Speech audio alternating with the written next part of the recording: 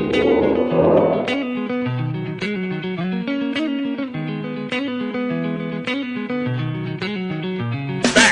the Monday Morning Quarterback, NorthJerseySports.com's original multimedia series talking all things football across North Jersey.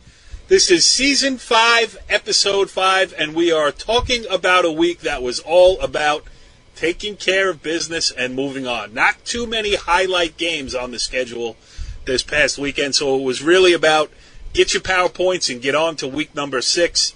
I am Corey Doviak, being joined by my illustrious panel of North Jersey football insiders, starting with the venerable one, and I get tongue-tied when I talk about him. He is the great Jimmy Avatable. What's up, Jimmy? Hey, what's up, Corey? As Bon Jovi once said, we're halfway there, living on a prayer. A lot of teams are living on a prayer right now. Yes, and I don't know if you did this purposely or if this was just a subliminal segue into the introduction of our next guest. He is the head Husky, the guy who went down to Sayreville, the hometown of John Bon Jovi, this past weekend on the NorthJerseySports.com out-of-town road trip. He is Brian Carr. What's going on, Brian? Yeah, thanks, Jimmy. Good segue there. Yes, nice road trip down to Sayreville. Get to see Sayreville play Piscataway, so get to see some big-time football in Central Jersey.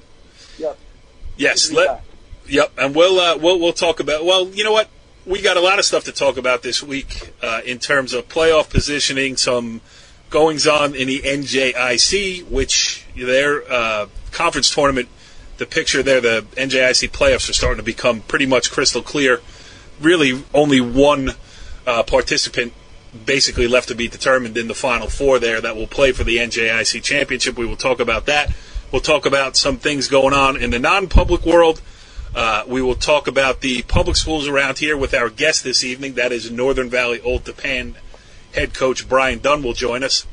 His team has played as well as any public school in, forget North Jersey, in the state this year. He's pushed every team into a running clock situation. The latest was win on Saturday on the road at Fairlawn, so it's going to be interesting to get his thoughts where his team stands. They've been dominant, but they still have a few games to play before the state tournament starts, so interested to get his take on how he's going to play it from here on out. I think I know what his answer is going to be, but I'm going to ask him the question anyway. So we'll get to all that. But, Brian, why don't we start with the road trip? I mean, it's become an annual event here at NorthJerseySports.com.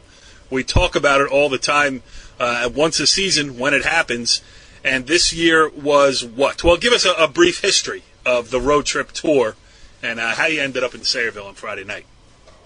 Well, you know who our favorite, one of our favorite football junkies as well as us is Pat Rice from New Jersey varsity. So this was Pat's selection. He had been down to Sayreville to see the Bombers play the week before. Today, big game coming. Got to go down to see Piscataway play Sayreville in Sayreville. Past history trips, most of the time did it with Pat, and Jimmy did it with us last year. We went down to Middletown South last year. Also, Pat and I went last year down to Elizabeth, saw them play my alma mater, Bridgewater. One other year, Pat and I did go to Bridgewater and see them play. I think they played Union down there. So it's great to get down there and see some great football. And we did see some good football. These guys are very hard-hitting, very fast, as we were mentioning earlier in the show here before the show came on. These kids are quick.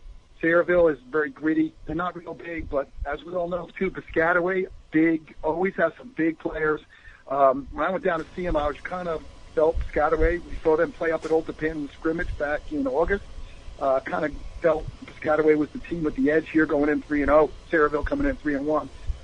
Really hard hitting, so we didn't see a lot of scoring. It was really, come on, guys, got to score. And it got late in the second half there, and finally we started scoring to get a field goal for Sayreville. And then it kind of opened up. They go back and forth. Both teams moving up and down the field, and hard hitting, great game. And it really came down to the very end. Finally, one play on a pass for Piscataway, a player falls down, and the quarterback, and then he hits the receiver, Isaiah Cullen, for a TD, a 40-yard pass.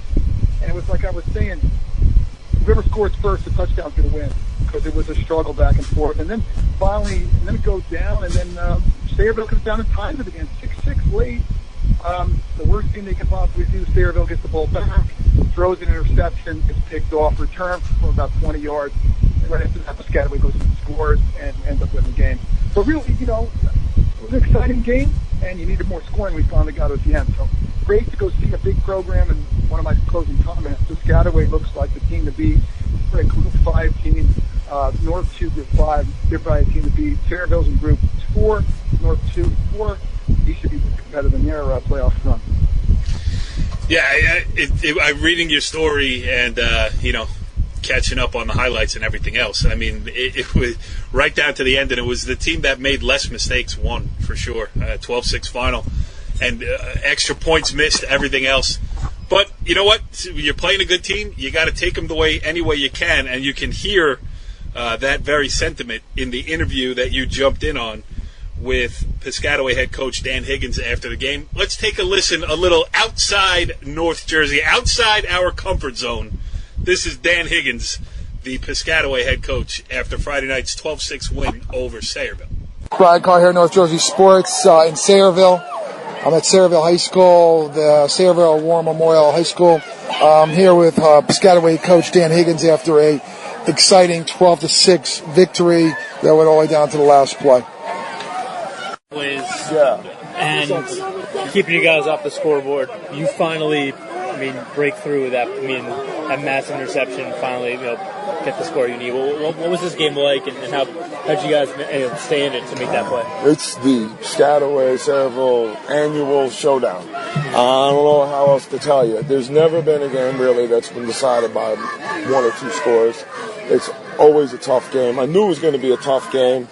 With the bye week beforehand, you get rest, but obviously the penalties and the mistakes and the turnovers and all of that stuff, but it didn't matter because we kept fighting back. And like I told the team, some of the guys that made some of the worst mistakes made some of the biggest plays at the end of the game. So I was really proud with the resiliency of the defense stepping up when needed most.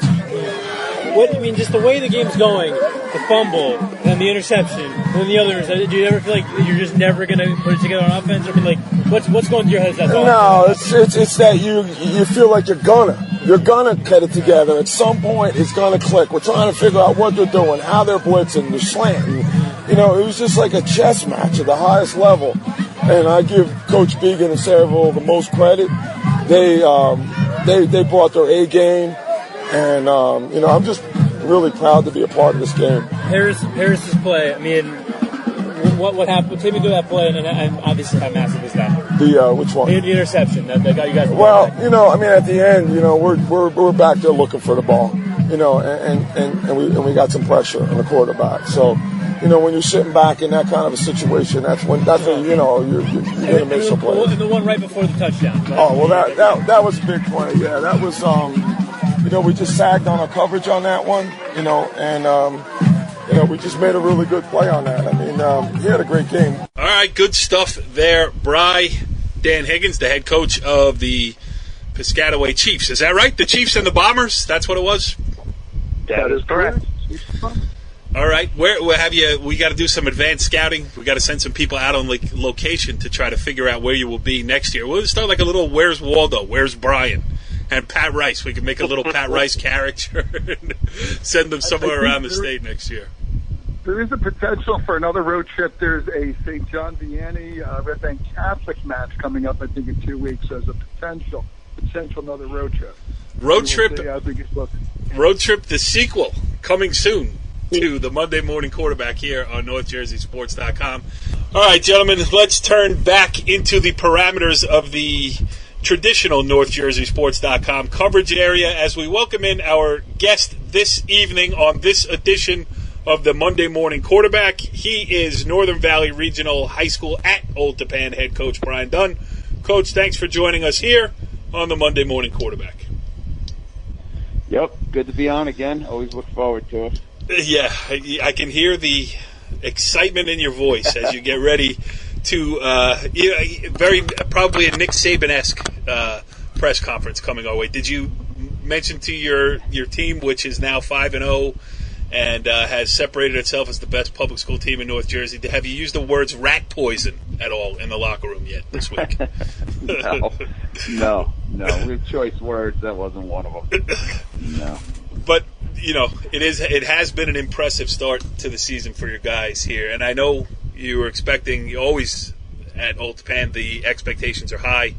Did you expect it to be? I don't want to say easy because football is not easy. No game is easy and everything else, but for your team to be as impressive week after week as it has been so far.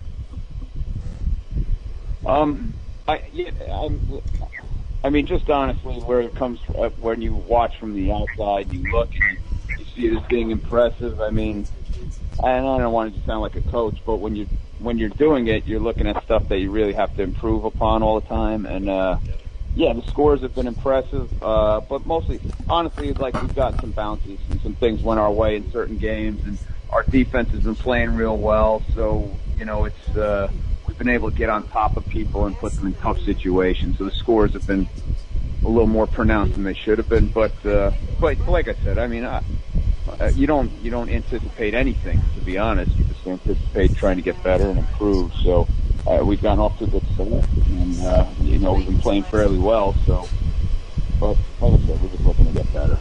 Yep, it's an internal battle. Brian Carr, what do you got to ask the coach there? Coach, one of my favorite things I ask all the coaches to come on is tell us about the key to success of your program. I mean, you guys continuously every year seem to reload the players. Other coaches say it's usually the feeder program, the junior football. What do you think some of the keys to success are for you guys? Well, there's no one thing. It's just a lot of little factors that go into it. But the predominant thing is that we got a core of guys that on a given year we never have big numbers. We always are in the 37 to 42 range, and maybe give or take one or two on a given year. So we never have huge numbers, sophomores and seniors. So it's just having a good group of guys who buy in and are hard-working guys who are football guys. That our core guys are legitimate football guys and putting the time in and doing all the stuff it requires year-round to be competitive. I mean, it's a legitimately 11-month grind. I mean, so we've had guys who buy in and do that. We also have great feeder programs and coaches who've been very stable in those youth programs and helped us out a lot. So, but I think just having core guys who buy in. Yeah, no doubt. Go ahead, Jimmy. Yeah, Coach, you mentioned 5-0, all 5 games on a running clock at some point. He didn't mention that. I mentioned that. Oh, he didn't mention sorry that. About that. Are you a little bit concerned that this far in the year you really haven't been in a tough competitive game where down the line ultimately you will be? I mean, are you concerned about that at all? I don't. Well, I'm concerned about everything. I mean, that's one of the things. Yes, does it concern me? Yeah, of course. That we want to see ourselves in. Do you want to see yourself in tight situations? I mean, I guess it's more exciting for fans, but I don't consider some of the games we played in uncompetitive. I mean, we had an arch rival game in there and a Wayne Hills game that they just gave us one at the end. But those are tough games all the way through, and we got to a running clock, but it wasn't because of it was non-competitive. So I worry about the fact that if we're playing down in the fourth quarter or whatever, are we in the right frame of mind? Yeah, of course. It's on a list of a lot of things, but yeah, that's always an issue. Why don't you run down the whole list of worries for your 5-0 team, whose first-team defense is? Sure. Yeah. Hold on. We got Joe Klaus on the other line. He's going to add to. The one thing disappointing about your schedules, though, is I would love to have seen that Rampo game come before the cutoff, because I think it would benefit both of you to play that game. I mean, it's always a great game, great rivalry game, and it comes after the cutoff. Mm-hmm. So then it leaves you in the position of, you want to beat Rampo. Of course, they want to beat you, but do you both sacrifice, maybe the potential of getting somebody hurt right before the start of the state playoffs? So that's a little bit of a bummer. Yeah. It's a glitch in the system that hopefully they're going to fix it and get that rectified after this year. But looks like they've got some of the plan in place to do that. But that is a glitch, and it's just the way the thing worked out. So we'll take it game by game, and when we get there, see how we're fixed for that game for sure. Let's talk about some of these guys now, because you've had, obviously you mentioned all the things that make the program successful earlier, the good feeder system, all that stuff. You also have some really good players. I mean, you've lost so many guys to college football over the last 3 years, and I know you always say, well, that's high school sports, and, you lose guys every year. But, you have kids come in that just seem to pick up the slack. I mean, I'm impressed with Nick McNerney, your quarterback.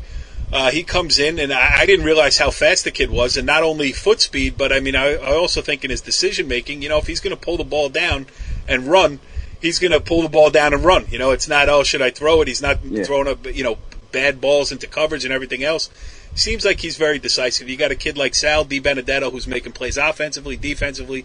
You got a long threat with Aiden Bilali. You got Marquez Antonori behind. You have an experienced offensive line. So, you've lost a lot. You've replaced a lot. And it's the talent pool, this is no fluke, I guess is what I'm trying to say. So maybe talk about some of those kids who've helped you get here.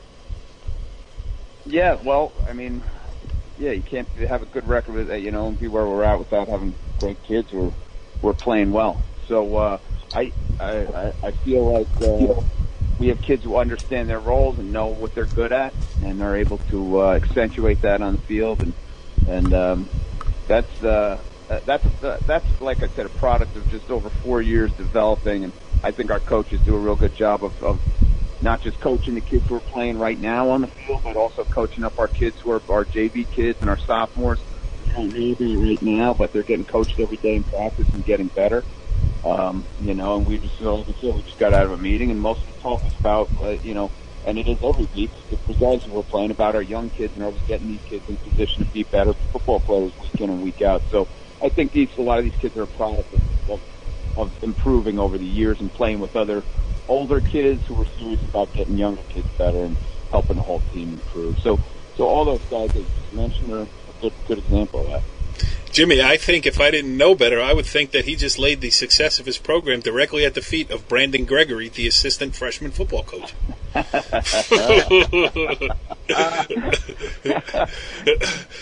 Gregory's doing a job. He's got those freshman kids going pretty strong. We got some good coaches down there. Matt Doherty's a good freshman coach, so they do a good job. Yeah, a founding member of the Monday Morning Quarterback, Brandon Gregory. Boy, did he leave us in a hurry when you offered him that spot. Hey, boys, got to go. Brian. Yeah. Jimmy, you got another one for Brian? He knows where to go to get his bread buttered. No doubt about it. And it ain't in downtown Northvale. He knows he's got to go to the other side of the tracks for it. He goes to the Borderline Bagel in Dumont. He goes to. That's his favorite spot. Yep. Brian Carr, go ahead. You got one more. We'll go around one more time, and then we'll let the coach get on his way. Hey, Coach, you mentioned your coaches. I remember Joe Klaus when he was here at Dumont. He was the defensive coach down here. He's been on the staff now 4, 5, 6 years. Talk about Coach Klaus a little bit. Tell us about, he's made your defense, which, the defense hasn't let any touchdowns in yet this year, at least the starters. But talk about the defense a little bit. Well, he's an outstanding football coach. I've got a bunch of real good coaches on the staff. We've been working, we got a core group of guys been together for a while, and he's just a lifer, a football lifer, and he's loves the game and loves the kids, and would love nothing more than just spending all his time coaching and teaching the game. So. Excellent teacher of the game, good motivator, and like I said, like all our coaches, good developer of kids and getting them ready to play. So he's been great guy and great coach. Yes, go ahead, Jimmy. I'm sorry, I got tongue tied when we talk of Joe Klaus in those terms, but yes, good, real good dude. Go ahead, Jimmy. Yeah, Coach. Obviously, Corey mentioned your skill kids, your quarterback, your running backs, your wide receivers, and with good cause. But if you can, talk about your offensive and defensive lines. We've been fortunate enough to see you play against Wayne Hills and against Ridgewood, and it really seems that you're dominating on both sides of the ball up front.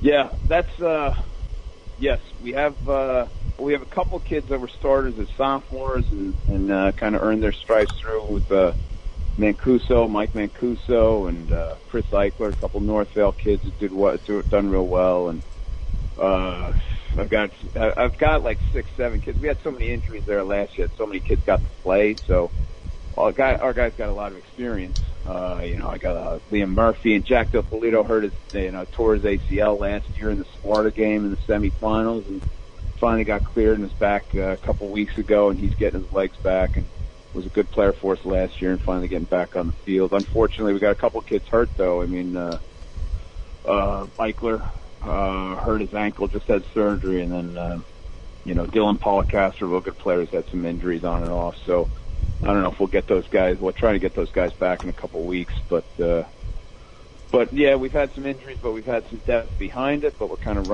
sitting on the depth right now with the injuries. But they're senior guys, and we got a good young sophomore, Pat Pasolacqua, who's going to be a real good player. So we've got a good mix of guys up there. Like I said, work hard, tough kids. They're not afraid to get off the ball and get after people. So it makes it fun to coach.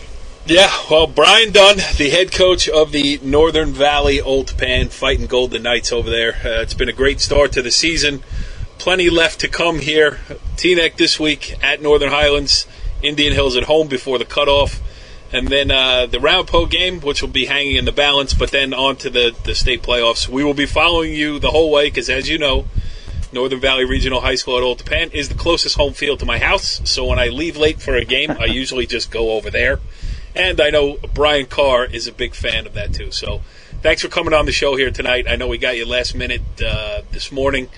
And we didn't need Tony Mottola. We had you. So, he's canceled. Norsemen are doing well. Yeah, yes. Yeah. 4-1. Yeah. Good football all across the Northern Valley. Doing well. Yep. But, yeah, Brian, thanks for coming on here, and we will see you soon. And best of luck. All right, great. Thanks for having me. All right, gentlemen, interesting stuff there with Old Tappan head coach Brian Dunn. And let's move on now and go around the rest of the North Jersey high school football scene from this past weekend. As I mentioned earlier, there was a dearth of must-see games this past weekend, and probably the biggest one was in the NJIC. Now, Jimmy, you and I were down in Woodridge 2 weeks ago. We saw Emerson beat Woodridge in kind of an elimination game. And that gave Emerson a shot at Wallington on Friday night. Emerson got him at home, and that was to really lock up a spot. Anything can happen, and you don't want to put wins in the win column until they're actually secured. But if all goes as planned, Wallington just locked up a spot there. So, there was a big crowd, from what I understand, at Emerson for that game, and Wallington got the job done again. Yeah, Coach Blovelt's team 4-0, and as you mentioned before, the game against Woodridge was played on a Sunday. I wonder how that shortened the week for Emerson. Obviously, playing on Sunday, coming back on Friday does break the rhythm a little bit. Plus, Emerson, as you know, at the end of the Woodridge game, had a kid thrown out of the game, one of their better players. Not to take anything away from Wallington, obviously they're having a great season, and they came out with a 28-19 win. They're 4-0, and they're looking for their first winning season since that North 1 Group 1 championship. Yes, and you know what the great thing about it is, too, that Barry Blauvelt, the head coach there, has, stuck with the program. It would have been easy to, say, hey, I got Wallington to a state championship, I'm going to ride off into the sunset. There were a couple lean years thereafter. And he's, ridden the wave, and now he's got them back in a position to make their first ever appearance in the NJIC playoffs. So good job out of them. The other spots and again, nothing is set in stone here as of yet, but it looks like Wallington and Hasbrook Heights are headed for a showdown on one side of the bracket, and then probably New Milford has its spot locked up, and they're going to play. We still have one big one to decide what's going on in the NJIC playoffs with Rutherford and Manchester. Those two still have to battle it out, Jimmy. Yeah, you mentioned Manchester, first of all, 5-0. They continued their domination again, 41-0 over your alma mater, Palisades Park. You don't have to bring it up every week. You don't have to name names. At some point, people are going to have to take a big look at Manchester. I mean, they've only given up 14 points in their first 5 games, so obviously they're doing a lot of good things, and they're not a secret anymore. They're going to match up with Rutherford, who's also undefeated right now, and I think coach is doing a great job down in Rutherford. They lost their best player, Kevin Kazakowski, as we know. Yep. Another talented senior class last year. It was, some people thought maybe a little bit of a rebuilding season this year, but again, you look up, they're undefeated. They played 27-6 over Waldwick Midland Park, and the great thing is the game was played at Midland Park instead of Waldwick, which was a nice change of pace there. It's the first game, I believe, played at Midland Park since 2005. But again, another win for Rutherford. Yeah, Andy Howell's doing a great job down there for sure. And last year, I don't want to say it was a disappointment because they had high hopes and everything else. They didn't get as far as they wanted to, but they were done in a little bit by injuries last year. Quarterback situation had some injuries there, so it's nice to see them rebound. And maybe when everybody wasn't looking at them to have a shot now against Manchester. But you mentioned Manchester's given up 14 points all season. They haven't given up any in the last 3 weeks. 3 straight shutouts. Waldwick, Midland Park, Cliffside, and, as you mentioned, the powerful Powell Park / Leonia Tiger Lions offered little resistance this past week. But, hey, I am hoping certainly that the Tiger Lions can get on track this week against Glen Rock, although I am not going to even just safe to say I will not be putting my oldest child's college money on the game. Let's put it that way. All right, so that's the NJIC in a nutshell. Let's go around some of the a dearth of good public school games this past weekend. I mean, I'm just looking at scores. Northern Highlands with a nice 28-14 win over Wayne Valley. I mean, Wayne Valley had that great run last year to the North Warren Group 4 state sectional final, have fallen on hard times a little bit this year. And Brian, 4-1 for Highlands, puts them in a good spot. And they really needed that game. That was a big one. On the road, I know Wayne Valley's record doesn't show it, but still a respectable program. And then Northern Highlands has Mahwah, Old Tappan, and Riverdale before the cutoff. So that was a big win for them for their playoff aspirations. Right, and then as you mentioned, Northern Highlands now have to play Mahwah next week. Mahwah came off a big win. They come in and won over a good Hanover Park team, a close game. They won it, I think it was 21-14. So Mahwah's playing, I'm sorry. Yeah, Mahwah playing. Yeah, you're right. Yep. So Mahwah, but Mahwah, Mahwah's young too. So Northern Highlands going to have a little competitive game. Obviously, Old Tappan's going to really put on a tough challenge. Hey, one of your teams is doing very well. You like to talk about Passaic Valley, up to 4-1 now, making some noise. Not beating the most powerful teams, but beating Belleville 44-6. They come in and play another little performing team in Indian Hills next. So Passaic Valley can have a good record going in here, probably be 5-1 as of next week. So, but the dominating guy, as we know, is our friends up at Old Tappan, who are the dominating guys in that group. Yep. In the Group 4 bracket there, being 5-0. So, and they're the 2 out-of-town guys. Those are going to make some noise too. West Morrison's in the bracket, and Mount Olive too, both 4-1. So it's going to be interesting. I think the Wayne teams, Wayne Hills is not far away. They're 3-2. They did struggle a little bit to beat Pascack Valley. It was tied going into the fourth quarter, and they scored 20 points. A weaker Pascack Valley team, 40-20. They had to come on and get those two. One of the Hayek boys had a really good game there. I thought he was running over. I think he contributed for 400 yards worth of offense to the team. So, so it should be interesting in that bracket. Yes, and you mentioned Passaic Valley, and again, you can only play who's in front of you, and they've done a good job. They're 4-1. As you mentioned, they play Indian Hills this week. That's a winnable game for them, and then it'll be an interesting test against Wayne Hills because Wayne Hills, you can say they're struggling, but they're 3-2, 3-1 inside the state of New Jersey, and getting better as the season goes along. So, in 2 weeks, that Passaic Valley Wayne Hills game does hold some interest for me, especially that it'd be a Saturday played on natural surface. I like those kind of games. Jimmy, what caught your eye before we turn to the non-publics? Just a couple of games. Ramapo with a big win over Dwight Morrow. That was interesting. That was a crossover just to see what was going on there. I mean, Dwight Morrow started off 3-0. They're 3-2. They have Dumont, which is much improved. They have Westwood, and they have Demorest coming up. So in order for them to secure, they have some work to do to secure a playoff. And the Clifton Mustangs improved to 3-2. a big 21-14 win over previously unbeaten North Bergen. That everybody was talking North Bergen up at Hudson County, and Clifton with a nice 21-14 win. Yeah. You mentioned Demarest in there. We should throw that in. They beat Indian Hills 43-0 this past weekend.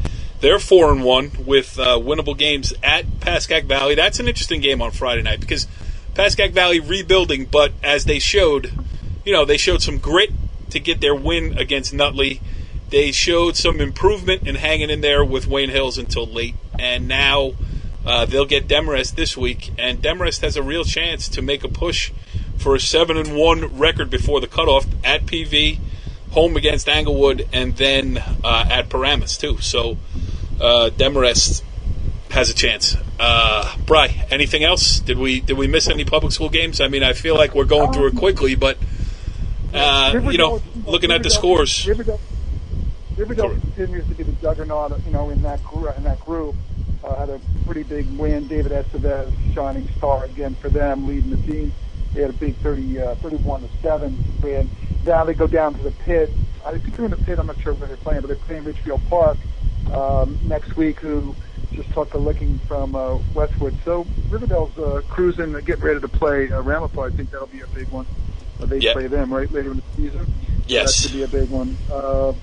And Paramus, I don't know. Paramus, I don't think is out of it. If they can win a game, they got to win.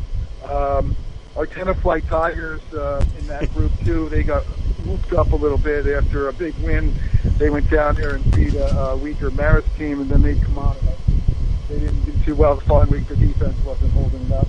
But that was that. That's all I see in that group. Yeah, Riverdale. You mentioned Riverdale. They play at Richfield Park, then Ramapo at home in Oradell, and then they have Northern Highlands too. So yeah, they're undefeated. They're playing well. All right, let's turn our attention now to the non-public side of things.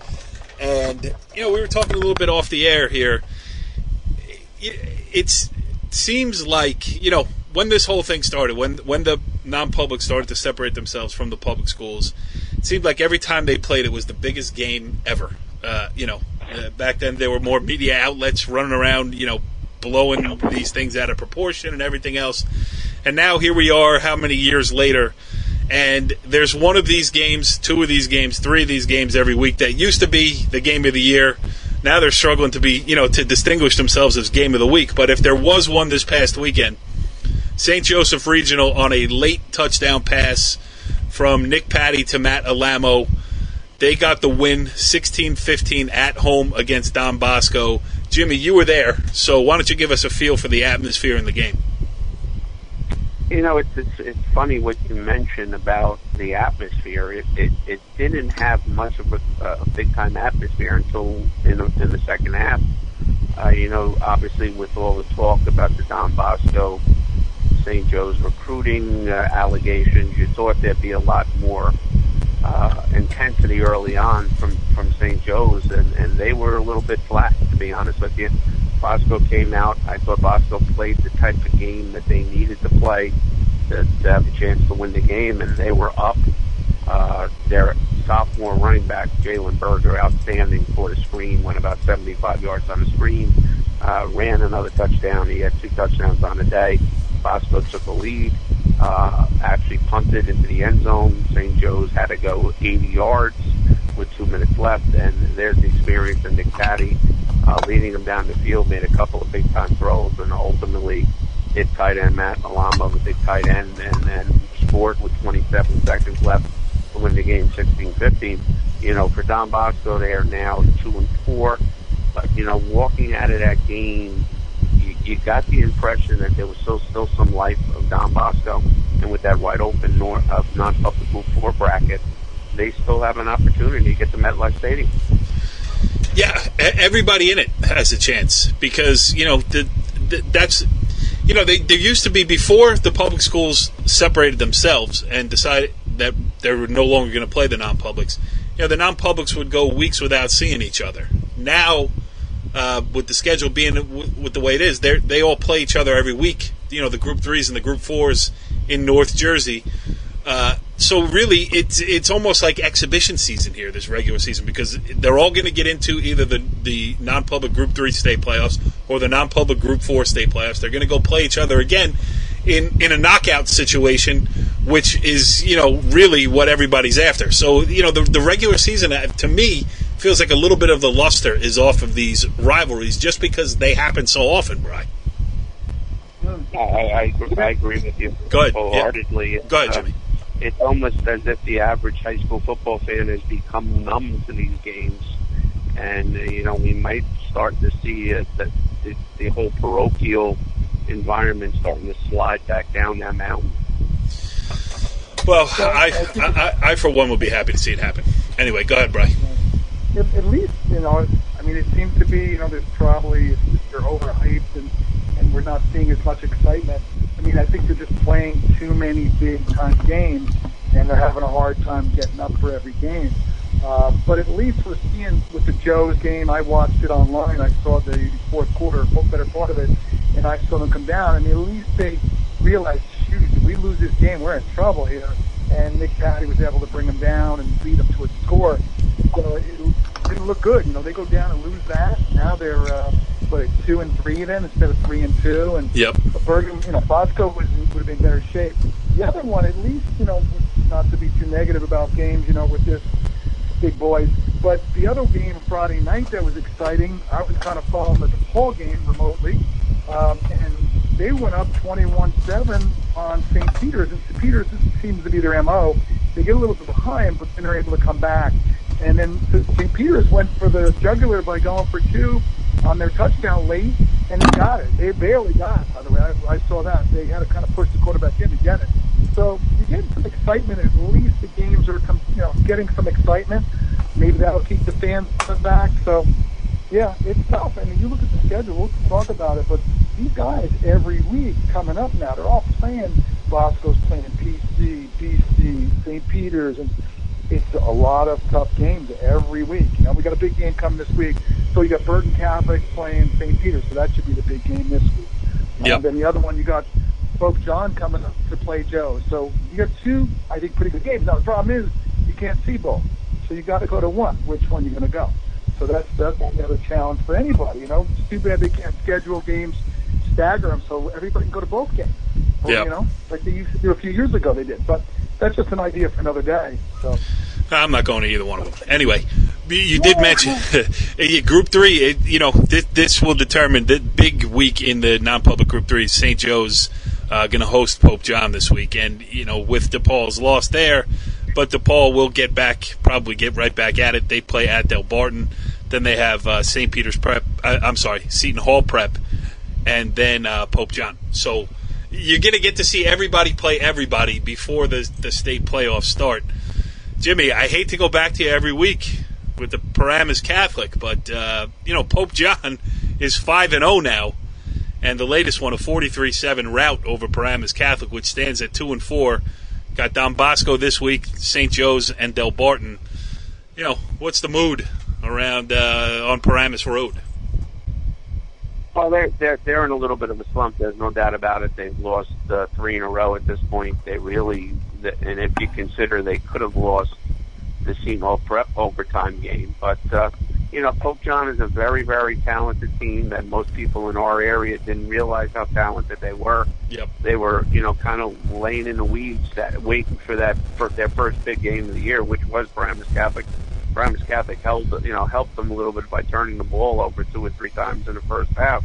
And Pope John, Burl Neal, their outstanding senior running back, most people might remember him from spending his freshman year at Don Bosco on the varsity. So obviously he's very talented, and it was like a snowball down the mountain for Paramus Catholic. And they have a bye week this week, which I think came at the right time. But once again, are they talented enough to make a run into the playoffs and get to MetLife? I don't think there's any question about that either. The answer is yes. So true. No one has separated themselves, and no one has eliminated themselves either. I think that's what we know more than anything else. All right, let's talk about this week coming up. Bri, what's on the calendar? I mean, you just said what games stand out to you in the upcoming week? I think that, like I said earlier, the two Catholic school games on Saturday were the biggest ones that I kind of noticed. I don't see any other big ones. Westwood Cedar Grove could be a good game on Friday night. With Westwood, both teams, I think Cedar Grove is like 4-3 or 3-2. So those two right there. Old Tappan's not playing a powerhouse, so there's not. I don't see too many really big ones throughout the public for this week. I think we have another week to go. Maybe we'll get another game. The Ramapo Riverdale game. Right. All right. So nothing. The answer is nothing stands out.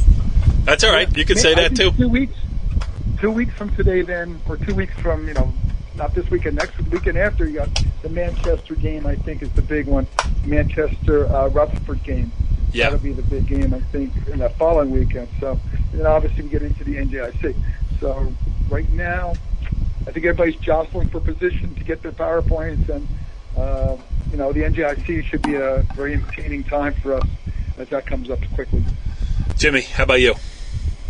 I think I'm going to wind over at Westwood. I think Westwood, as you see last week, came out, played Richfield Park for the second year in a row. Richfield Park was undefeated, I believe, last year when they beat them. They had one loss this year, and it was 47-0 in the third quarter. Westwood, so that offense with Hopkins, Kramer, obviously, and Visich, one other wide receiver, is starting to really get in that mid-season form.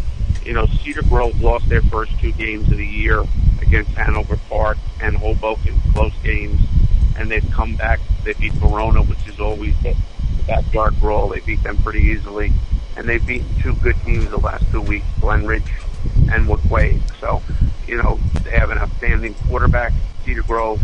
They're always coached well. They're always tough. So I think that has the makings of an outstanding game Friday at Westwood. Yes, and the correct answer, Bri, not to not to call you out, but the correct answer to what game will you be covering on Saturday is Dumont at Dwight Morrow High School. Come on. Are you kidding? That's the big one. The old BCSL American Division rival. We had Dwight Morrow assistant coach Joe Hoyle on. We put the kibosh, we put the whammy, we put the stink eye on the Maroon Raiders. Now we got to show up. We got to claim our free lunch, which we were promised. And we got to, I'll support the Maroon Raiders because of my wife's affiliation. You live in the town of Dumont. Come on, Bri, let's do it right this week. Yeah. I'll see the Huskies a little later. I'll see them Thanksgiving. I'll get to see them play their big game against Tenafly. Go Tigers. All right. Well, you heard it here. The head Husky has declined the invitation to visit the hometown team. But we will catch up on all of that. We will have our reports filed. We will up our guest list next week too, as more important things come into focus. So we will do all that. Thanks for joining us. We will see you next week on the Monday Morning Quarterback. Follow the leader.